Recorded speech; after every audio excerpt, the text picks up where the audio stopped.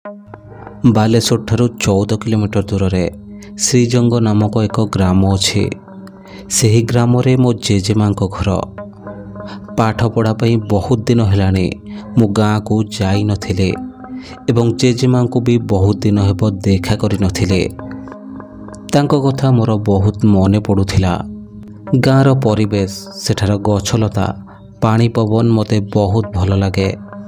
ଜେଜେମାଙ୍କର ବି ମୋ କଥା ବହୁତ ମନେ ପଡ଼ୁଥିଲା ଆଉ ସେ ମୋତେ ଅନେକ ଥର ଡାକିଥିଲେ ସେଠାକୁ ଯିବା ପାଇଁ। କେବଳ ମୋର ଏକ୍ଜାମ୍ ପାଇଁ ମୁଁ ଯାଇପାରୁନଥିଲି। ଏକ୍ଜାମ୍ ସରିବା ମାତ୍ରେ ମୁଁ ଶ୍ରୀଜଙ୍ଗ ଚାଲିଗଲି। ଗାଁରେ ଜେଜେମାଙ୍କର ଗୋଟିଏ ଛୋଟ ଟାଇଲର ଘର ଥିଲା। 5 ବର୍ଷ ତଳେ ଜେଜେମାଙ୍କୁ ଏବଂ ଆମମାନଙ୍କୁ ଛାଡ଼ି ଆରପାରିକୁ ଚାଲି ଯାଇଥିଲେ। ଆଗରୁ ଆମେ ସମସ୍ତେ ତାଙ୍କରି ପାଖରେ ରହୁଥିଲୁ, ହେଲେ ଏବେ ଜେଜେମା ପୁରାପୁରି ଏକୁଟିଆ ରହୁଛନ୍ତି। ବାସ୍ ଆଉ କିଛି ଦିନ ତାପରେ ଆମେ ପୁଣି ଫେରି ଆସିବୁ ଆମ ଗାଁକୁ।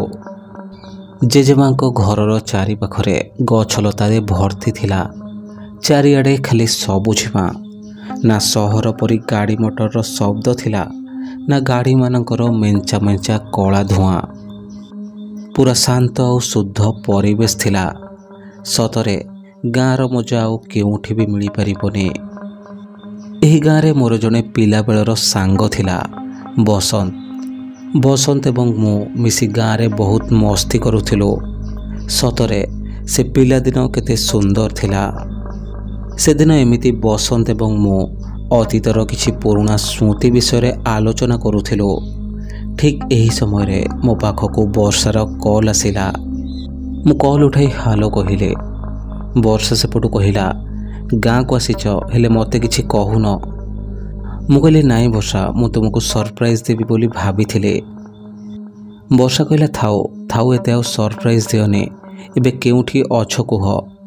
ମୁଁ କହିଲି, ଗାଁ ପୋଖରୀ ମୂଳର ଯେଉଁ ବରଗଛ ଅଛି ସେହିଠି ମୁଁ ଆଉ ବସନ୍ତ ଅଛୁ, ସେଠିକି ଆସ। ବର୍ଷା କହିଲା, ହଉ ମୁଁ ଯାଉଛି। ବର୍ଷା ହେଉଛି ମୋ ଜେଜେମାଙ୍କ ସାଙ୍ଗର ନାତୁଣୀ। ଆମେ 3 ଜଣ, ବସନ୍ତ, ବର୍ଷା ଏବଂ ମୁଁ, ସାଙ୍ଗ ହୋଇ ଏଇ ଗାଁ ସ୍କୁଲରେ ପାଠ ପଢ଼ୁଥିଲୁ। ବର୍ଷା ସେଠାକୁ ଆସିବା ପରେ ଆମେ 3 ଜଣ ବସି ସେଠାରେ ବହୁତ ଗପିଲୁ।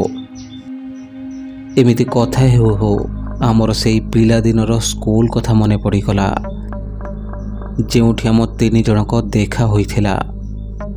କାହିଁକି କେଜାଣି ଆଜି ପୁଣି ଇଚ୍ଛା ହେଉଥିଲା ସେହି ସ୍କୁଲକୁ ଯିବା ପାଇଁ ଆଉ ନିଜ ନିଜର କିଛି ପୁରୁଣା ସ୍ମୃତିକୁ ତାଜା କରିବା ପାଇଁ। ତେଣୁ ମୁଁ ବସନ୍ତ ଆଉ ବର୍ଷାକୁ ଆଉ ଥରେ ସେହି ସ୍କୁଲକୁ ଯିବା ପାଇଁ କହିଲି, କିନ୍ତୁ ସେମାନେ 2 ଜଣ ଯିବା ପାଇଁ ମନା କରିଦେଲେ। କିନ୍ତୁ ବସନ୍ତ ଟିକେ ଭୟ କରିଗଲା ଆଉ ସେଠାକୁ ଯିବା ପାଇଁ ସିଧା ମନା କରିଦେଲା। ମୁଁ ତାକୁ ସେଠାକୁ ନ ଯିବାର କାରଣ ପଚାରିବାରୁ ସେ ମୋତେ କହିଲା ଯେ ସେ ସ୍କୁଲ ଆଉ ସ୍କୁଲ ହୋଇନାହିଁ, ସେଇଟା ଏବେ ଗୋଟିଏ ଭୂତ କୋଠିରେ ପରିଣତ ହୋଇଯାଇଛି। 4 ବର୍ଷ ହେଲାଣି ସେ ସ୍କୁଲଟି ବନ୍ଦ ହୋଇପଡ଼ିଛି। ମୋତେ କିନ୍ତୁ ତା କଥାରେ ବିଶ୍ୱାସ ହେଲାନି। ମୁଁ କହିଲି, ଆରେ କ'ଣ କହୁଛ, ଆଜିକାଲି ଆଉ ଭୂତ ପ୍ରେତ ଅଛନ୍ତି? ବସନ୍ତ କହିଲା, ତୁ ବିଶ୍ୱାସ କର କି ନ କର, କିନ୍ତୁ ଏଇଟା ସତ। ଗାଁର ଯାହାକୁ ବି ପଚାରିବୁ ସେ ତୋତେ ଏଇ ସ୍କୁଲ ବିଷୟରେ କହିବ। ମୁଁ କହିଲି, ତୁ କ'ଣ କହୁଛୁ, ମୁଁ ବିଶ୍ୱାସ କରିପାରୁନି। ବର୍ଷା କହିଲା, ହଁ, ସେ ଯାହା କହୁଛି ସତ କହୁଛି, ମୁଁ ବି ଶୁଣିଛି। ମୁଁ କହିଲି, ଏବେ ତ ଦିନ ଅଛି, ଚାଲ ଟିକେ ଦେଖିବାକୁ ଯିବା। ଏବେ ତ ଡରିବାର କିଛି କାରଣ ନାହିଁ। ମୁଁ ଶୁଣିଛି ଦିନରେ କୌଣସି ଭୂତ ଆସନ୍ତିନି। ବସନ୍ତ କହିଲା, ନାଇଁ, ମୋର କିଛି କାମ ଅଛି, ତୁ ତୋର ଯା। ଏକଥା ଶୁଣିଲା ପରେ ମୁଁ କହିଲି, ହଉ ଠିକ୍ ଅଛି, ତାହେଲେ ମୁଁ ଏକା ଯାଉଛି। ବର୍ଷା କହିଲା, ରହ, ମୁଁ ବି ଯିବି। ମୁଁ ବି କେବଳ ଶୁଣିଛି, ଏଇଟା କେତେ ସତ କେତେ ମିଛ ମୁଁ ବି ଦେଖିବି। ମୁଁ କହିଲି, ଠିକ୍ ଅଛି, ଆସ। ଦୁହେଁ ପାଖାପାଖି 20ରୁ 25 ମିନିଟ୍ ଚାଲିବା ପରେ ଆମେ ଯାଇ ସେ ସ୍କୁଲ ପାଖରେ ପହଞ୍ଚିଗଲୁ। ସ୍କୁଲର ଅବସ୍ଥା ଦେଖି ମୁଁ ବିଶ୍ୱାସ କରିପାରୁନଥିଲି। ସତକୁ ସତ ସ୍କୁଲର ଅବସ୍ଥା ବହୁତ ଖରାପ ହୋଇଯାଇଥିଲା। ସ୍କୁଲ ଭିତରର କାନ୍ଥ ଫାଟି ଅନେକ ଗଛ ନିଜର ମୁଣ୍ଡ ଟେକିଥିଲେ। ସ୍କୁଲର ଅନେକ ଘର ଭାଙ୍ଗି ଯାଇଥିଲା। ସ୍କୁଲର ଏ ଅବସ୍ଥା ଦେଖି ଏମିତି ଲାଗୁଥିଲା ଯେମିତି କେଉଁ ସିନେମାର ହଣ୍ଟେଡ୍ ସ୍କୁଲ। ଏମିତି ଅବସ୍ଥା ଦେଖି ଭିତରକୁ ଯିବା ପାଇଁ ବହୁତ ଇଚ୍ଛା ହେଲା, ହେଲେ ବର୍ଷା ସ୍କୁଲ ଭିତରକୁ ଯିବା ପାଇଁ ବାରଣ କଲା। ଆଉ ମୁଁ ବି ତା କଥା ମାନି ସ୍କୁଲକୁ ବାହାରୁ ଦେଖୁଥାଏ। କିନ୍ତୁ ହଠାତ୍ କେଉଁଠି ଥିଲା କେଜାଣି ଏକ କଳାହାଣ୍ଡିଆ ମେଘ ପୁରା ଆକାଶକୁ ଘୋଟି ନେଲା। ପ୍ରକୃତିର ଏମିତି ରୂପ ଦେଖି ଆମେ ଘରକୁ ଫେରିଯିବାଟା ଠିକ୍ ଭାବିଲୁ। କିନ୍ତୁ ବର୍ଷା ସେତିକି ବି ସମୟ ଦେଲା ନାହିଁ ଯେ ଆମେ ଘରକୁ ଫେରି ପାରିଥାନ୍ତୁ। ସେଇ କ୍ଷଣ ହିଁ ବର୍ଷା ହେବା ଆରମ୍ଭ ହୋଇଗଲା। ଗୋଟିଏ କ୍ଷଣ ବି ସେଠି ରହିବା ସମ୍ଭବ ନଥିଲା। ପାଖରେ କିଛି ଘର କି ବର୍ଷାରୁ ରକ୍ଷା ପାଇବା ପାଇଁ ସେମିତି କିଛି ଜାଗା ନଥିଲା। ପାଖରେ ମୋବାଇଲ, ପାୱାର ବ୍ୟାଙ୍କ ଏବଂ ଇୟରଫୋନ୍ ଆଦି ଜିନିଷ ସବୁ ଥିଲା। ଅଧିକ ସମୟ ବାହାରେ ଠିଆ ହେଲେ ଆମେ ଓଦା ହେବା ସହିତ ସେସବୁ ଜିନିଷ ମଧ୍ୟ ଓଦା ହୋଇଯାଇଥାନ୍ତା। ସେଥିପାଇଁ ମୁଁ ବାଧ୍ୟ ହୋଇ ବର୍ଷାକୁ ଧରି ସ୍କୁଲ ଭିତରକୁ ପଶିଗଲି। ବର୍ଷା ବହୁତ ଜୋରରେ ମୋ ଉପରେ ରାଗିଗଲା ଆଉ ତୁରନ୍ତ ସେହି ସ୍କୁଲରୁ ବାହାରି ଯିବା ପାଇଁ କହିଲା। କିନ୍ତୁ ମୁଁ ତାକୁ ବୁଝାଇ କହିଲି, ବର୍ଷା ଟିକେ କମିଗଲେ ଆମେ ସଙ୍ଗେ ସଙ୍ଗେ ଏଠାରୁ ପଳାଇ ଯିବା, ନହେଲେ ନିଜେ ତ ଓଦା ହେବା ତା ସାଙ୍ଗରେ ଥିବା ଜିନିଷ ଗୁଡ଼ିକ ମଧ୍ୟ ଓଦା ହୋଇଯିବ। ଆଉ ତାପରେ ଆମେ ସେହି ସ୍କୁଲ ଭିତରକୁ ଆସି ଅପେକ୍ଷା କଲୁ ବର୍ଷା ଛାଡ଼ିବାର। ବର୍ଷା ଛାଡ଼ିବ ଆଉ ଆମେ ଘରକୁ ଯିବୁ। ଦିନ 4ଟାରୁ ସନ୍ଧ୍ୟା 6ଟା ହୋଇଗଲା, ହେଲେ ବର୍ଷା କମୁନଥାଏ। ଧୀରେ ଧୀରେ ଅନ୍ଧାର ମଧ୍ୟ ବଢ଼ୁଥାଏ। ହଠାତ୍ ବର୍ଷା କହିଲା ଯେ ସ୍କୁଲ ଶେଷ ମୁଣ୍ଡରେ କିଏ ଗୋଟିଏ ଲୁଚି ଆମକୁ ଦେଖୁଛି। ହେଲେ ମୁଁ ଦେଖିଲା ବେଳକୁ ସେଠି କେହି ବି ନଥିଲେ। ମୁଁ ଭାବିଲି ଝାପ୍ସା ଅନ୍ଧାରରେ ଗଛମାନଙ୍କ ଛାଇ ଗୁଡ଼ିକ ସେପରି ଦେଖାଯାଉଛି। ମୁଁ ଆଉ ତା କଥାକୁ ଏତେ ଧ୍ୟାନ ଦେଲିନି। ବର୍ଷା ପୁଣି କହିଲା, ଦେଖ ତ ସେଠି କେହି ଜଣେ ଠିଆ ହୋଇଛି। ଏଥର ମୋତେ ବି ସେଠି କିଏ ଜଣେ ଛୋଟ ପିଲାଟିଏ ଠିଆ ହେଲା ପରି ଲାଗିଲା। ମୋବାଇଲର ଫ୍ଲାସ୍ ଲାଇଟ୍ ଜଳାଇ ସ୍କୁଲର ଶେଷ ମୁଣ୍ଡ ଆଡ଼କୁ ଚାଲିଗଲି, ହେଲେ ସେଠି କେହି ବି ନଥିଲେ। ମୁଁ ଫେରି ଆସୁଥାଏ ମୋର ସେହି ଜାଗାକୁ ଯେଉଁଠି ପୂର୍ବରୁ ଛିଡ଼ା ହୋଇଥିଲେ। ସ୍କୁଲର ସେହି ଶେଷ ରୁମ୍ ପଟେ ଆସୁଛି। ହଠାତ୍ ସେହି ରୁମ୍ର କବାଟରୁ ଠକ୍ ଠକ୍ର ଶବ୍ଦ ଶୁଣାଗଲା। ମୁଁ ହଠାତ୍ ଚମକି ପଡ଼ିଲି। କେଜାଣି ମୋତେ ଟିକେ ଭୟ ଲାଗିଲା। ମୁଁ ସେଠି ରହିଗଲି। ବର୍ଷା କହିଲା, କ'ଣ ହେଲା, କ'ଣ ପାଇଁ ସେଠି ଛିଡ଼ା ହୋଇଗଲ? ମୁଁ କହିଲି, କିଏ ପରା କବାଟ ବାଡ଼ଉଛି। ବର୍ଷା କହିଲା, ତୁମ ମୁଣ୍ଡ ଖରାପ ହୋଇଛି ବୋଧେ। କେବେଠୁ ଏ ସ୍କୁଲ ବନ୍ଦ ହୋଇ ପଡ଼ିଛି। ଏହି ରୁମ୍ ଭିତରକୁ କିଏ ଆସିବ? ମୁଁ କହିଲି, ତେବେ ଏହି ରୁମ୍ର ଆୱାଜ କେଉଁଠୁ ଆସୁଛି? ବର୍ଷା କହିଲା, ତୁମେ କ'ଣ ବୁଝିପାରୁନ ଏଠି କ'ଣ ସବୁ ଚାଲିଛି? ମୁଁ କହିଲି, ଓହ, କାହିଁ ତୁମେ ସେ କଥା ଗୁଡ଼ାକ କହୁଛ କହିଲ, ରୁହ ଟିକେ। ଏତିକି କହି ମୁଁ ଯେତେବେଳେ ସେହି ରୁମ୍ର କବାଟ ଉପରେ ଲାଇଟ୍ ପକାଇଲି, ମୁଁ ସେ ରୁମ୍ର କବାଟକୁ ଦେଖି ପୁରା ଆଶ୍ଚର୍ଯ୍ୟ ହୋଇଗଲି। ସେ କବାଟରେ ତାଲା ଲାଗିଥିଲା। ସେ ତାଲାରେ ପୁରା କଳଙ୍କି ଲାଗିଯାଇଥିଲା। ଲାଗୁଥିଲା ଯେମିତି ବହୁତ ଦିନ ହେଲା ସେ ତାଲା ଖୋଲା ଯାଇନାହିଁ।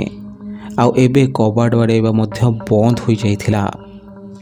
ମୁଁ କହିଲି, କିଏ ରୁମ୍ ଭିତରେ ଅଛ? କିଏ ଅଛ? କିଛି ସେକେଣ୍ଡ ପରେ ଗୋଟିଏ ଛୋଟ ପିଲାର କାନ୍ଦ ଶୁଭିଲା। ମୁଁ ଆଉ ବର୍ଷା ଦୁହେଁ ସେ କାନ୍ଦ ଶୁଣି ବହୁତ ଜୋରରେ ଡରିଗଲୁ। ଏସବୁ ଦେଖି ମୋତେ ବହୁତ ଜୋରରେ ଭୟ ଲାଗିଲା। ଆଉ କିଛି ନ ଭାବି ମୁଁ ଏବଂ ବର୍ଷା ସେଠାରୁ ପଳାଇ ଆସିଲୁ। ଆମେ ଆସିବା ପରେ ସେ ରୁମ୍ରୁ ଗୋଟିଏ ଚିତ୍କାର ଶୁଭିଲା, କବାଟ ଖୋଲ, କିଏ ଅଛ? କବାଟ ଖୋଲ, ମୁଁ ବାହାରକୁ ଯିବି, ମୁଁ ଘରକୁ ଯିବି, କବାଟ ଖୋଲ, ମୋତେ ଏଠି ଡର ଲାଗୁଛି। ପୁଣି ତାହା ସହ ସ୍କୁଲର ବେଲ୍ ମଧ୍ୟ ବାଜିବାକୁ ଲାଗିଲା। ଏହି ଶବ୍ଦ ଶୁଣି ମୁଁ ଆଉ ବର୍ଷା ଏକାମୁହାଁ ହୋଇ ଦୌଡ଼ିଲୁ।